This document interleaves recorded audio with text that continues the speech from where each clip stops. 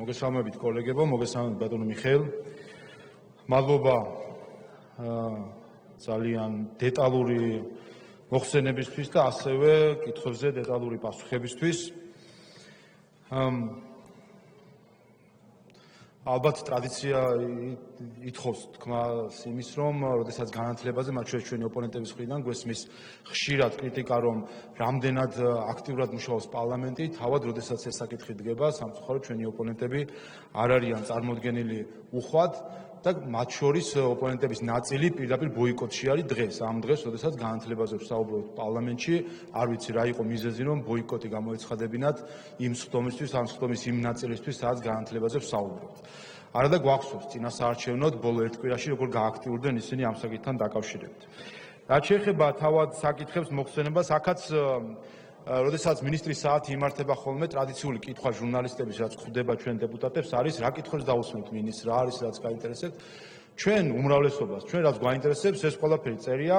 ქართული ოცნების წინასაარჩევნო პროგრამაში და ეს ყველაფერი წერია სამთავრობო პროგრამაში. ჩვენ რასაც უყურებთ, არის ის, რომ მთავრობამ ის პროგრამა, რომელსაც ქართულმა ხალხმა მისცა ხმა და მიანიჭა მანდატი ქართულ ოცნებას, ეს პროგრამა შესრულდეს. ამიტომ ჩვენ ოპონენტებსაც ამას მოგიწოდებთ, ჩახედეთ პროგრამას და შეხედეთ თქვენს ამ კუთხით შეამოწმეთ, რამდენად დროულად და ეფექტიანად მუშაობს საქართველოს მთავრობა. ჩვენ ამ კუთხით უყურებთ, რა თქმა უნდა, ჩვენ მთავრობას. და თუ კი შევხედავთ ამ კუთხით, უნდა შევხედოთ სწორედ იმას, ერთის მხრივ, რას მიაღწია ქართულმა ოცნებამ ზოგადად, რას მიაღწია ქართულმა ოცნებამ ბოლო ერთ წლის განმავლობაში და რა არის, რაც მომავალი ერთი წლის თუ ზოგადად მომავალ პერიოდში ჩვენ უნდა დავისახოთ მიზნად. პირველი და აქ ითქვა დაფინანსებასთან დაკავშირებით. უბრალოდ ერთი რიცხვი 2012 წელს ქართულ ოცნებას დახვდა ბიუჯეტი, სადაც განათლებისთვის და მეცნიერებისთვის იყო 600 მილიონი ლარი გათვალისწინებული. იცით, 2022 წელს 1 მილიარდ 600 მილიონი 623 მილიონი ლარი არის ბიუჯეტში. და აქედან შეგიძლიათ უკვე დასკვნა გამოიტანოთ, რას ნიშნავს ეს, რა პრიორიტეტი არის ეს ქართული ოცნებისთვის და ეს ნახტომი მოხდა არა წელს, მხოლოდ არამედ მას შემდეგ, როდესაც ქართული ოცნება მოვიდა ხელისუფლებაში. ეს თავისთავად გულისხმობს, რომ ყველა საფეხური განათლებისა, განსაკუთრებით ყურადღებას იმსახურებს და ჩვენც ამ კუთხით ვაკვირდებით, რა თქმა უნდა, ამ საფეხურებს. პირველი ადრეული და სკოლამდელი განათლება. აქ სამი პრიორიტეტია ალბათ მნიშვნელოვანი და ამას კომიტეტის გადმოსახედიდანაც ისევე როგორც ჩვენ პროგრამაზე დაყრდნობით ვიტყოდი. პირველი ეს გახლავთ ის, რომ სკოლამდელი აღზრდა უნდა იყოს არა მხოლოდ აღზრდა, არამედ ეს უნდა იყოს სკოლამდელი განათლება და ეს არის ის, რაც ქართულმა ოცნებამ დიახაც დაამკვიდრა, რომ ბაღი უნდა იყოს არა მხოლოდ აღზრდის ან მოვლის დაწესებულება, არამედ ეს უნდა იყოს სკოლამდელი განათლების დაწესებულება, ვინაიდან ყველა კვლევა ადასტურებს, რომ ადრეული ბავშვის განათლება სკოლამდელი და მომზადება მისი სკოლისთვის პირდაპირ კორელაციაში არის მის მოსწრებასთან სკოლაში და მის შედეგებთან, რომელსაც ის მიაღწევს სკოლაში. ამიტომ მნიშვნელოვანია, რომ ბაღი ერთის მხრივ იყოს არა მხოლოდ აღზრდის, არამედ განათლების დაწესებულება და სწორედ ამიტომაც სასკოლო მზაობის პროგრამა მკვიდრდება სკოლამდელი აღზრდის დაწესებულებებში და დღეს ბავშვების 30% ჩართული არის სწორედ ამ სასკოლო მზაობის პროგრამაში. ამისთვის, რა თქმა უნდა, მნიშვნელოვანია ასევე, რომ ხელმისაწვდომობა იყოს სკოლამდელი აღზრდის დაწესებულებებში. ეს მნიშვნელოვანია ერთის მხრივ ბავშვებისთვის, კიდევ ერთხელ იმისთვის, რომ ისინი მოემზადონ სკოლისთვის და ეს ასევე მნიშვნელოვანია მშობლებისთვის. მათ შორის მნიშვნელოვანია დედებისთვის, იმისთვის, რომ მათ ჰქონდეთ საშუალება იყვნენ საკუთარ პროფესიაში და იყვნენ მშვიდად, რომ მათი შვილები არიან ბაღში და არიან სასთანადო მოვლის პირობებში. აქაც მნიშვნელოვანი არის ის, რომ ქართულმა ოცნებამ გააუქმა ფასიანი სახელმწიფო ბაღებში გადასახადი მშობლებისთვის და ამით გაიზარდა ბაღში ბავშვების რაოდენობა 40%-ით. დღეს 170,000 ბავშვი იღებს ხდება მისი აღზრდა და განათლება სკოლამდელი აღზრდის და განათლების დაწესებულებებში. მათ შორის მნიშვნელოვანი არის, რომ სწორედ ქართული ოცნების პირობებში შეზღუდული შესაძლებლობის მქონე ბავშვებს მიეცათ პირველად შესაძლებლობა, რომ ადაპტირებულ და ინკლუზიურ გარემოში იყვნენ სკოლამდელი აღზრდის დაწესებულებებში. და მესამე ხარისხი ითქვა აქ ავტორიზაციასთან დაკავშირებით. ეს იდეა უკვე 2016 წელს, როდესაც იქნა მიღებული კანონი, უკვე იქიდან მოქმედებს, მაგრამ რთული პროცედურაა ზოგადად, რა თქმა უნდა, ეს ავტორიზაციის და ჩვენ საინტერესო პროცესი ქონა განათლების სამინისტროსთან და რეგიონალური განვითარების და ინფრასტრუქტურის სამინისტროსთან ერთად, როდესაც შევათანხმეთ მთლიანად განრიგი ავტორიზაციის პროცესისა, ეს ინიცირებული არის ჩვენი კომიტეტის მიერ, რა თქმა უნდა, განათლების სამინისტროსთან და ინფრასტრუქტურის სამინისტროსთან ერთად შემუშავდა ეს პროექტი და ჩვენ კომიტეტს მოუწევს ამის განხილვას. პირდაპირ არის გაწერილი გრაფიკი და გეტყვით ბარემ ამ გრაფიკსაც, მომავალ წლის ბოლომდე ყველა ბაღი დარეგისტრირდება ელექტრონულ სისტემაში. ჩვენ ამით მათ შორის გავიგებთ, რამდენი ბაღია საქართველოში. ჩვენ დღეს ვიცით, რამდენი სახელმწიფო ან მუნიციპალური ბაღი არის საქართველოში 1646 ბაღია, მაგრამ რამდენი კერძო ბაღია ეს არც კი ვიცით. არც არის აღრიცხული და ჩვენ მომავალ წლის ბოლომდე გვეცოდინება რამდენი ბაღი არის. 2023 წელს უკვე მოხდება თვითშეფასება ამ ბაღების, ისინი თავად მოახდენენ სტანდარტებიდან გამომდინარე შეფასება სადიმყოფებიანი, შემდეგ მიეცემათ 1 წელი 2024 წელს, რომ თუ კი რაიმე არის შესაბამისობაში მოსაყვანი გააუმჯობესონ პირობები და ბოლოს 2025-30 წლებში მოხდება მათი ეტაპობრივი ავტორიზაცია, შეიქმნება გრაფიკი დროითი და ამის მიხედვით მოხდება ავტორიზაცია. რატომ არის ეს მნიშვნელოვანი? იმიტომ, რომ იყოს სტანდარტი იმ ხარისხისა და ეს რამდენიმე სტანდარტი არის, მათ შორის არის სტანდარტი კვებასთან დაკავშირებით, უსაფრთხოებასთან, ჰიგიენასთან, ინფრასტრუქტურასთან, მატერიალურ-ტექნიკურ ბაზასთან დაკავშირებით. და აქ ბარემ ჩანართსაც გავაკეთებთ, ვინაიდან ყოველთვის კითხვა მოდის ხოლმე ჩვენი კოლეგების ნაწილიდან რეგულაცია და დერეგულაციის სახით, რამდენად საჭირო არის ზოგადად ეს, რა თქმა უნდა საჭირო არის. გასაგებია, რომ ეს შეიძლება იყოს ფილოსოფიური, პოლიტიკური, ეკონომიკური დისკურსის ნაწილი, თუმცა ერთ მარტივ მაგალითს გეტყვით. 2015 წლამდე საქართველოში არ არსებობდა რეგულაცია რძის პროდუქტების ეტიკეტირებასთან დაკავშირებით. და მქონდა სიტუაცია, რომ 2015 წლამდე თაობები გაიზარდნენ ალბათ ბავშვების, როდესაც მშობლებს ეგონათ, რომ ისინი საკუთარ შვილს ასმევდნენ რა რძეს, აჭმევდნენ რა ხაჭოს, ფიქრობდნენ, რომ აზრდნენ შესაბამის კალცს ან კალციუმს. რა აღმოჩნდა 2015 წელს, როდესაც შემოღებული იქნა სწორედ ქართული ოცნების მიერ რეგულაცია ეტიკეტირებასთან დაკავშირებით და რძის პროდუქტი ეწოდება მხოლოდ იმ პროდუქტს, რომელიც არის ცხოველური რძიდან, ასე რძის პროდუქტია, ასე ვთქვათ, და არ არის მცენარეული ცხიმისგან დამზადებული რძე, ხაჭო თუ რა ვიცი სხვა ასეთი პროდუქტი. აღმოჩნდა, რომ თურმე ჩვენ შვილებს ვაჭმევდით არა ხაჭოს, არამედ მცენარეულ ცხიმზე დამზადებულ რაღაც პროდუქტს, თურმე ჩვენ შვილებს ვაწვდით არა კალცს, არამედ ეს იყო რაღაცა ჩვეულებრივი პროდუქტი. რატომ ვერ დაარეგულა ეს ბაზარმა? რატომ ვერ მოხდა ისე, რომ მომხმარებლებმა იჩივლეს, გაარკვიეს, დააჯარიმეს, მოითხოვეს? რატომ ვერ მოხდა, თუ კი ბაზარი ასე მუშაობს? ამიტომ, რა თქმა უნდა, საბაზრო ეკონომიკას მნიშვნელობა საბაზრო ეკონომიკა, რომ ძლიერი ინსტრუმენტია და მიდგომა არის, ეს დაადასტურა, რა თქმა უნდა, თანამედროვე ეკონომიკამ, მაგრამ მას რომ აქვს დეფექტები, ესეც აღიარებულია და სწორედ ამიტომ, რა თქმა უნდა, არის საჭირო რეგულაციები, მათ შორის იმისთვის რეგულაციები, რომ ყველა მშობელი იყოს მშვიდი, არ უწევდეს მას ყველა ბაღში მისვლა და იმის შემოწმება, ჰიგიენური პირობები რა სტანდარტში არის, აღზრდა რა სტანდარტებით ხდება, კვება რა სტანდარტებით ხდება და ასე შემდეგ. არ აქვს ეს თითოეულ ადამიანს ამის შესაძლებლობა და სწორედ ამიტომ ვქირავთ ჩვენ სახელმწიფო ჩინოვნიკებს, რომლებიც ამ სტანდარტებსაც დაადგენენ და შესაბამისად ჩვენი სახელით ამას გადაამოწმებენ. ეს ისე ლირიული გადახვევის სახით. რაც შეეხება შემდეგ ეტაპს, გახლავთ ზოგადი განათლების საკითხი, აქ ითქვა სკოლებთან დაკავშირებით და რა თქმა უნდა მნიშვნელოვანი არის ინფრასტრუქტურის სამუშაოები, თუ კი ხელმისაწვდომობა უნდა იყოს და ქალბატონმა ანნა მახსენა მათ შორის სკოლების მაგალითი, სადაც შეიძლება რაღაც ინფრასტრუქტურული პრობლემები იყოს. სწორედ ამიტომ ხდება ახალი სკოლების აშენება, 174 ახალი სკოლა აშენდა, სულ 2000-ზე ცოტა მეტი სკოლა გვაქვს, 2030-50 დაახლოებით სკოლა გვაქვს სახელმწიფო და 174 ახალი სკოლა არის, 257 რეაბილიტირებული სკოლა არის და გეგმებთან დაკავშირებითაც ისაუბრეთ და ეს რა თქმა უნდა მნიშვნელოვანი გეგმა არის, რომ 2026 წლისთვის ყველა სკოლა, აბსოლუტურად ყველა სახელმწიფო სკოლა იყოს თანამედროვე სტანდარტზე და რეაბილიტირებული და სწორედ ამიტომაც არის მნიშვნელოვანი, რაც ქალბატონმა ანა ბრძანა, რომ ამ მოთხოვნებსაც უპასუხოს.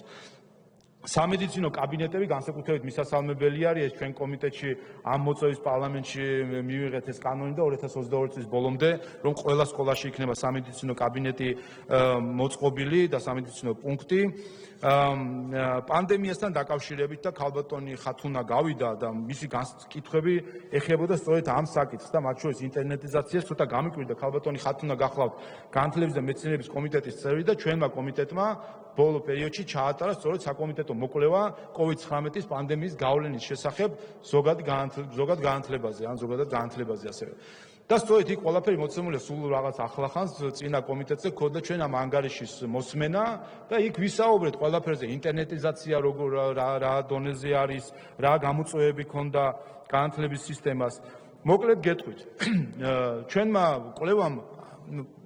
ყველა თანხმდებით იმაზე, რომ პანდემია ეს იყო არის ჯერ კიდევ გამოწვევა მთელი მსოფლიოსთვის, მოულოდნელი ყველასთვის, ყველას გვახსოვს, როგორ ვიყავით შეკეტილი ნებაყოფლობით მათ შორის, იმიტომ რომ გვეშინოდა გამოსვლა, როდესაც გამოსვლა იყო შესაძლებელი, ჩვენ მშობლებს ვერ იდებოდით იმისთვის, რომ ეს შიში ქონდა, შეიძლება რაღაც მომენტში არ იყო რაციონალური, მაგრამ შიშია, შიში იმიტომ რომ არ ვიცოდით რასთან ქონდა საქმე. და აი ამ პირობებში თუკი საბოლოო ჯამში შევაჯამებთ ჩვენ განათლების სამინისტროს რეაგირებას პანდემიაზე და მის ქცევას და სხვა შორის ჩვენს კვლევაში თქვენ ნახავთ მათ შორის გაწერილს თარიღების მიხედვით რა გადაწყვეტილებები იქნა მიღებული განათლების სამინისტროს მხრიდან თუ სხვა აქტორების მხრიდან ამ პროცესში და პირდაპირ თარიღით კალენდარით შეგიძლიათ ნახოთ რამდენად დროული იყო თუ არადროული ესეც შეგიძლიათ თქვენ თვითონ დასკვნები გამოიტანოთ მისი რეაგირება მაგრამ დასკვნად ვფიქრობ ერთია რომ განათლების სამინისტრომ შეძლო ამ ექსტრაორდინარულ სიტუაციაში სათანადო რეაგირება ეჩვენებინა და სათანადოდ ეპასუხა ამ გამოწვევისთვის და ამისთვის განსაკუთრებით მადლობა განათლების სამინისტროს და ზოგადად განათლების სფეროში დასაქმებულ ყველა ადამიანს დაწყებული სკოლამდელი განათლების დაწესებულებიდან და დასრულებული სამეცნიერო ინსტიტუტებიდან მათ შორის. ჩვენ რეკომენდაციებით შევიმუშავეთ, ამაზე ახლა არ შევჩერდები, ეს ჩვენი ანგარიში საჯარო არის მისი რედაქტირების შემდეგ, საბოლოო სახის მიცემის შემდეგ მოხდება მისი გამოქვეყნება ასევე, თუმცა საჯარო განხილვა იყო მისი შედეგები, თუმცა ქალბატონი ხათუნა აქ არ არის და მის გასაგონად ვიტყვი რა ხანასი აინტერესებდა და ანგარიში როგორც ჩანს მას არ წაუკითხავს, თუმცა არის კომიტეტის ხდომაზე იყო სადაც ამ ანგარიშს განვიხილავდა და წესით მას ეს რიცხვები უნდა მოესმინა ინტერნეტიზაციას რაც შეეხება, ვეტყვი მას რომ სახსტატის მონაცემების მიხედვით 96% ბავშვებისაც ჰქონდათ ინტერნეტი სახლში, ამ პროცესში მოწყობილობა, რომელიც ინტერნეტთან იყო დაკავშირებული, ასე და ეს სხვათა შორის გაზრდილი არის შედარებები ჩვენ კვლევაში ნახავთ 2020 წლის დასაწყისში რა მდგომარეობა იყო, წლის ბოლომდე როგორ გაიზარდა ინტერნეტიზაცია ან ასე ვთქვათ მოწყობილობები მოსწავლეებისთვის. რაც შეეხება სკოლების ინტერნეტიზაციას, ბატონმა მიხეილმა აღნიშნა კიდევაც, რომ ყველა სკოლაში არის ინტერნეტი, აქედან სკოლების ნახევარში არის ოპტიკურ-ბოჭკოვანი კაბელით შეყვანილი ინტერნეტი, ან სწრაფი ინტერნეტი და ზოგადად იცით, რომ ინტერნეტიზაცია და ოპტიკურ-ბოჭკოვანი კაბელის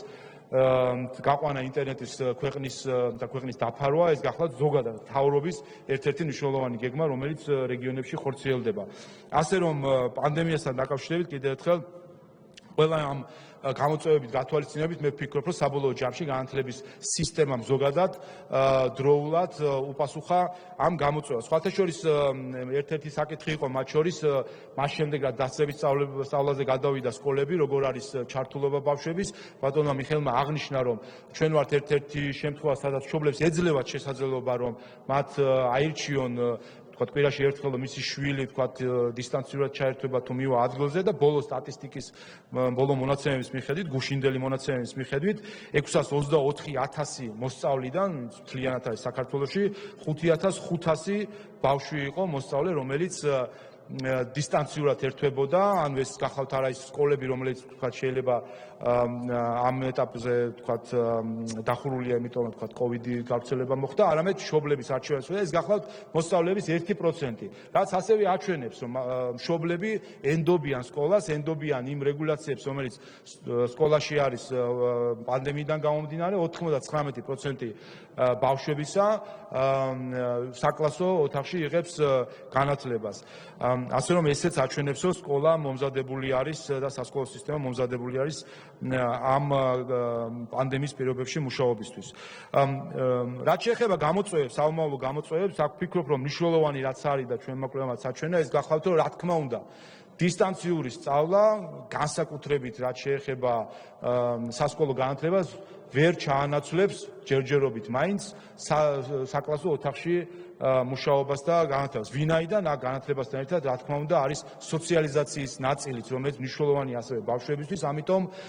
ყველა თანხმდება დღესდღეობით, რომ რა თქმა უნდა, არსებობს სწავლის დანაკარგები, რომლებიც ბავშვებს აქვთ და ასევე ფსიქოემოციური დანაკარგები, რომლებიცაც განიცდიან ბავშვები, სწორედ იმის გამო, რომ იმყოფებოდნენ დისტანციური სწავლის პირობებში. ამიტომ ვფიქრობ, რომ განათლების სამინისტროს ერთ-ერთ მთავარ ამოცანას უნდა წარმოადგენდეს, რომ შექმნას სისტემები, რათა მოხდეს აღდგენა ამ სასწავლო დანაკარგების, არსებობს სხვადასხვა სისტემები,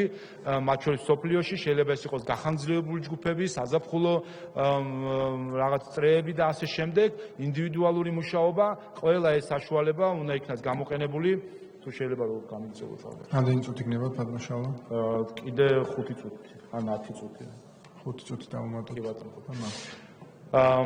და ამისთვის მნიშვნელოვანია ორი რამ. ერთი ეს არის დიაგნოსტიცირება, რა თქმა უნდა, და შესწავლა თუ რა სახის არის ეს დანაკარგები და რა მოცულობის და ამის შემდეგ შესაბამისი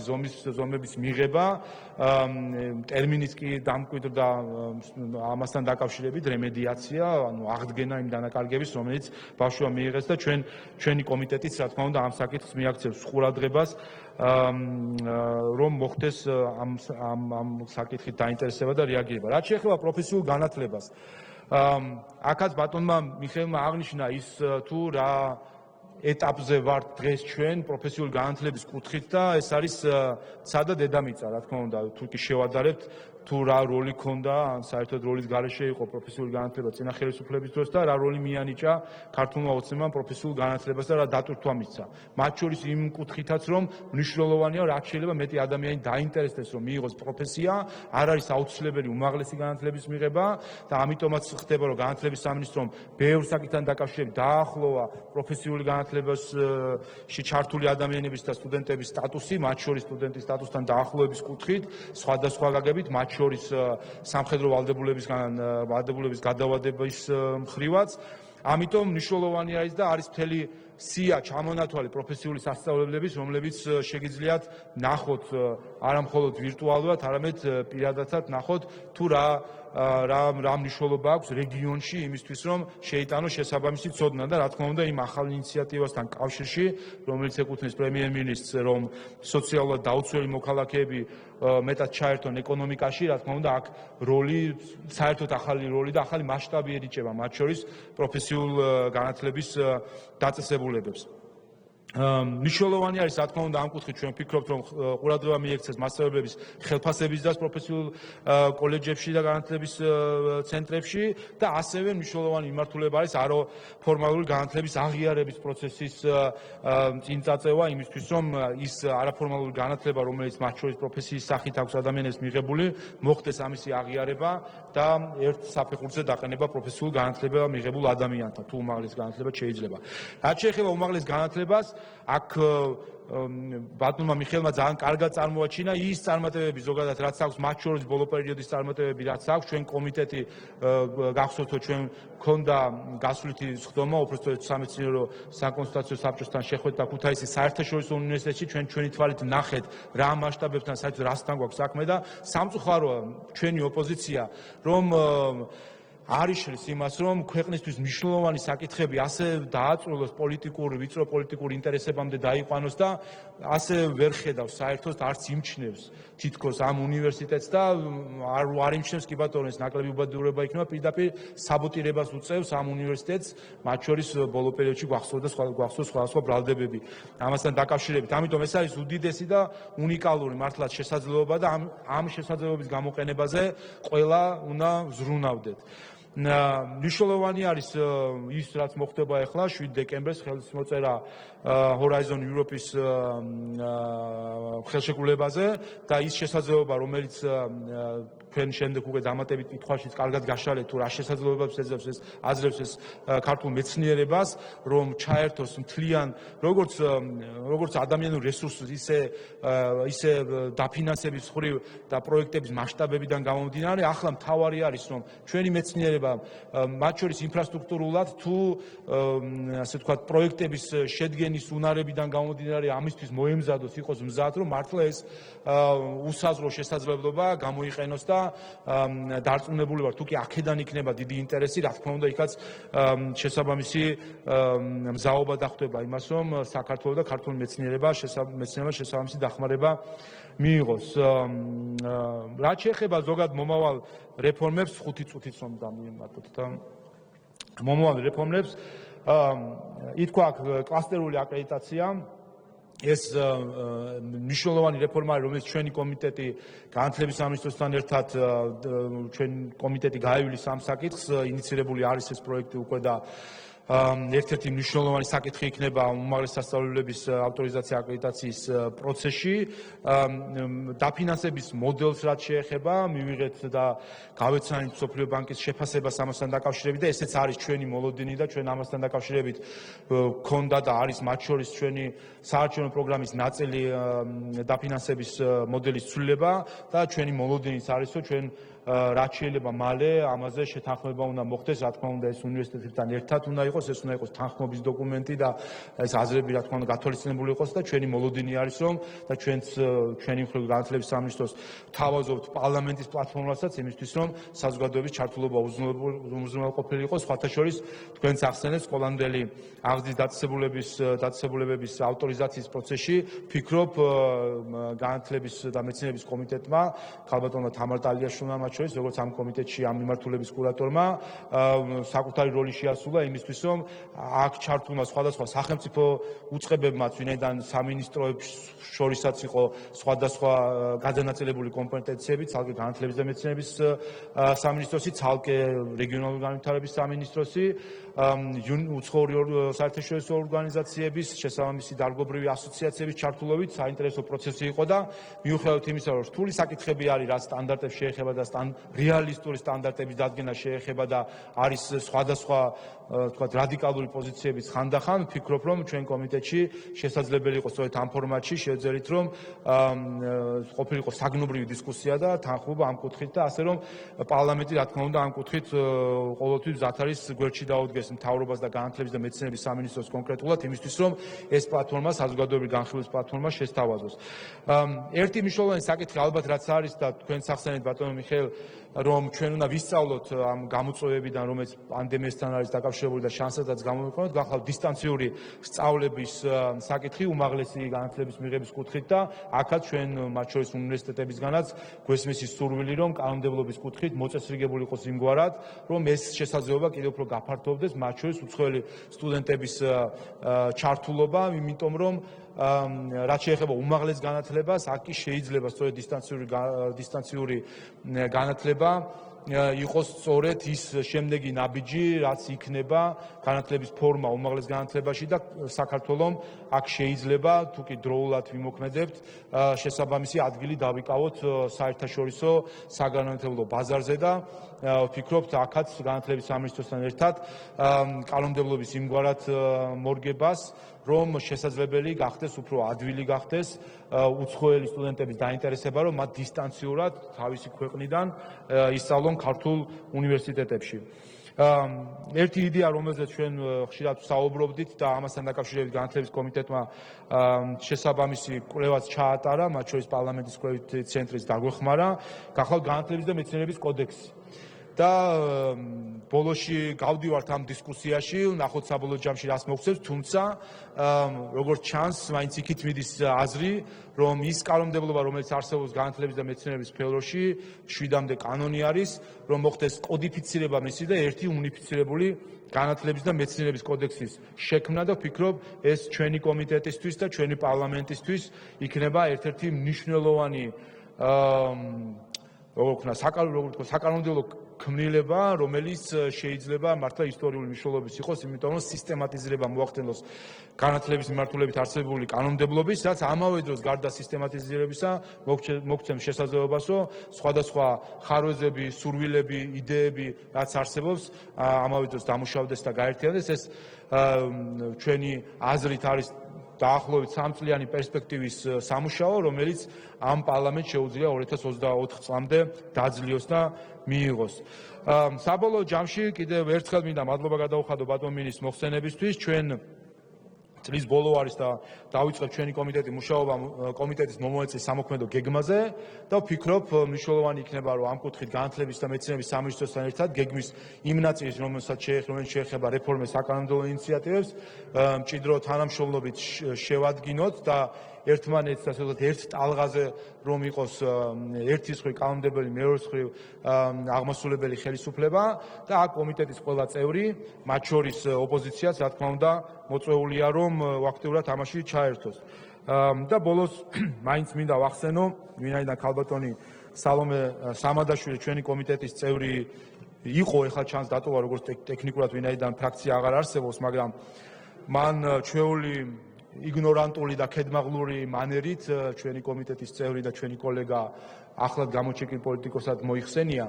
ქალბატონი სალომე გახლავთ ჩვენი კომიტეტის წევრი, ჩვენმა კომიტეტმა 31 სხდომა ჩაატარა, აქედან 3 სხდომაზე იმყოფებოდა ის მხოლოდ. ამით ჩანს მისი დიდი გამოცდილების მქონე პოლიტიკოსი, თუ როგორ არის დაინტერესებული განათლების, როგორ არის დაინტერესებული მეცნიერების საკითხებით. ამიტომ ქალბატონ სალომეს ვეტყოდი, რომ მის გამოცდილ და ბაგაჟიან პოლიტიკოსობას ნამდვილად ჩვენი ახლად გამოჩეკილი პოლიტიკოსები ჯობიან. მადლობა. მადლობა ბატონო შალვა.